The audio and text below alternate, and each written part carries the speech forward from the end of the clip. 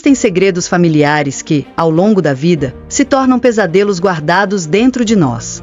Existem aqueles segredos que, ao serem contados, nos queimam a alma e nos fazem questionar tudo o que pensamos saber sobre o amor e a proteção. O meu é um desses, daqueles que queimam a alma até sair pela boca. E é sobre ele que eu venho falar. Imaginem a dor de ser trancada em uma casa com 15 irmãos, onde você é a única mulher, de alguma forma, a mais frágil e a mais forte de todos. Eu sou Zuleika Cordeiro Santos, mas a maioria me chama de Dona Zuca, ou Vó Zuca. Tenho 78 anos de vida bem vividos, apesar de tudo. Nasci em fevereiro de 1946, numa cidadezinha do sertão de Sergipe chamada Poço Redondo, onde o sol rachava a terra e as famílias se isolavam, escondendo segredos dentro de muros altos e corações ainda mais fechados. Eu cresci em uma época em que as mulheres não tinham voz, as crianças não tinham direitos, e os homens comandavam suas casas como se fossem reis de pequenos impérios. A minha história é sobre uma dessas famílias que, de fora, parecia abençoada por Deus, mas por dentro, carregava os horrores que ainda me fazem acordar de madrugada, com o peito apertado e suando frio. Meu pai, Joaquim Cordeiro, era o patriarca da nossa família. Era conhecido como fazendeiro próspero da cidade, dono de terras imensas e uma família numerosa que, aparentemente, era o retrato da felicidade. Mas eu sabia que por trás dessa fachada de perfeição, existia um silêncio pesado e ameaçador. Meu pai não era apenas o chefe da família, ele era o comandante absoluto, o homem que ditava todas as regras e fazia com que todos obedecessem, sem questionar. Joaquim Cordeiro não era um homem de palavras doces, mas de ações implacáveis. Ele era alto, de ombros largos, com mãos calejadas pelo trabalho e uma voz que não precisava se levantar para ser obedecida. Seus olhos eram pequenos, mas penetrantes, como se vissem através das pessoas. Ele usava sempre roupas simples, camisas de algodão cru, chapéu de couro e botas que faziam um barulho característico no piso de cimento da casa grande, anunciando sua chegada antes mesmo dele aparecer. Ele não era apenas meu pai. Ele era o líder de uma casa que se estendia além dos meus irmãos legítimos. Além de mim, que era a única menina, havia 15 meninos vivendo na nossa casa. Não todos eram filhos de meu pai, mas todos eram chamados por ele de seus filhos. Isso começou quando eu era pequena, quando meu pai começou a adotar filhos de parentes, de amigos, de pessoas que precisavam de ajuda. Ele dizia, família se ajuda, e quando algum irmão seu passava por dificuldades, ou algum primo ficava órfão, ele abria as portas da nossa casa. Assim, ao longo dos anos, nossa casa foi se enchendo de meninos. Tínhamos a ala principal da casa, onde ficavam meus pais, e as alas laterais, onde os meninos viviam em quartos separados, de acordo com suas idades. Cada ala tinha suas próprias regras e hierarquias, e eu, sendo a única menina, sempre fui isolada de certa forma, num quarto próximo ao dos meus pais, mas com regras bem diferentes das dos meninos.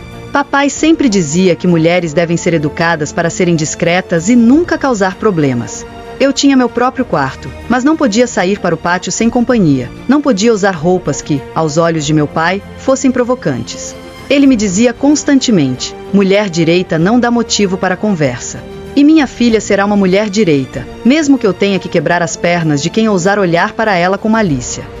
Os meninos da casa tinham idades variadas.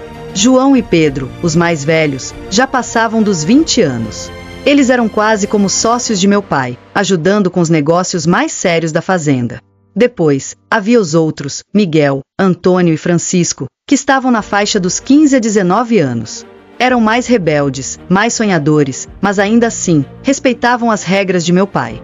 E os mais novos, de 10 a 14 anos, eram uma mistura de primos órfãos e meus irmãos mais novos, sempre assustados, sempre tentando agradar os mais velhos, com medo de serem castigados por papai. A casa era imensa, com 3 alas principais e uma grande cozinha onde Dona Conceição, nossa cozinheira, preparava as refeições para toda a família. A rotina da casa era rígida, organizada como um relógio. Papai acordava todos às 5 da manhã, com o som do sino que ele mesmo tocava na varanda. Os meninos saíam para o campo, para cuidar do gado, alimentar os porcos e trabalhar nas plantações. Eu ficava em casa com minha mãe, Rosa, ajudando nas tarefas domésticas. Lavava as roupas, cuidava das galinhas, preparava as refeições. Era uma vida dura, mas naquela época, para mim, parecia normal. Não sabia que existiam outras famílias, outras vidas. Mas um dia, quando eu completei 14 anos, tudo mudou. A sensação de que algo estava errado, algo estava prestes a acontecer, começou a me consumir. Foi numa sexta-feira de março de 1960. A casa estava estranhamente quieta, e havia uma tensão no ar. Papai saiu para resolver negócios na cidade. Enquanto ele estava fora, a atmosfera da casa ficou diferente. Os meninos começaram a agir de forma estranha, como se soubessem de algo que eu não sabia. Naquela tarde, foi meu irmão Miguel quem me chamou. Ele era 3 anos mais velho que eu, sempre foi carinhoso comigo. Mas naquele dia, havia algo diferente no jeito como ele me olhou. Zuca, preciso falar com você, disse ele, com uma voz que eu nunca tinha ouvido antes, baixa e nervosa. O que aconteceu, Miguel? O que você quer me dizer? Ele me levou até um quarto na parte de trás da casa, um quarto que eu raramente visitava. Era um quarto de ferramentas, com um colchão velho no chão, e a cortina na janela estava fechada. Zuca, você vai aprender uma coisa agora. Vai aprender como as mulheres devem se comportar com os homens da nossa família. Naquele momento, senti um gelo na espinha. Antes que eu pudesse reagir, a porta se fechou atrás de mim. Um a um, meus irmãos e primos começaram a entrar. João, Pedro, Antônio, Francisco. Todos estavam ali, formando um círculo ao meu redor. Eu não entendia o que estava acontecendo, mas a expressão em seus rostos me dizia que aquilo não tinha nada de bom.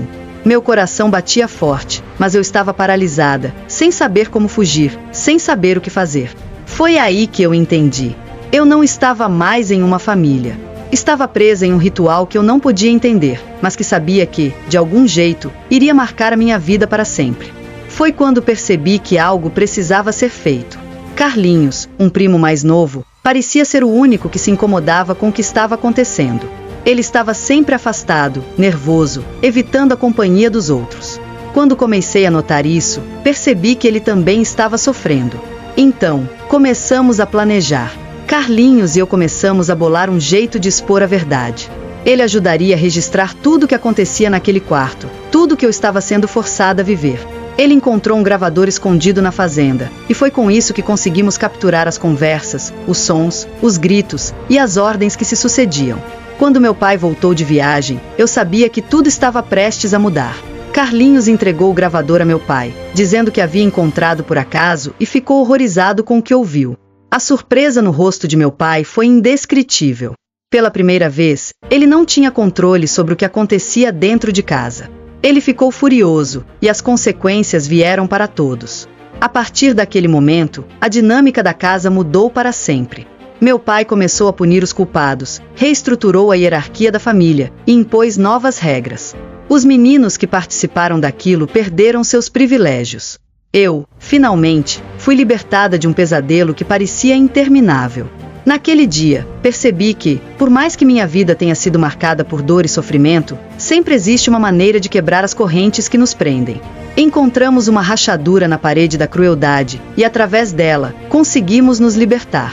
Essa história, meus queridos, é um lembrete de que não importa quão escuro seja o caminho, sempre há uma chance de encontrar luz. Nunca desistam de procurar por ela.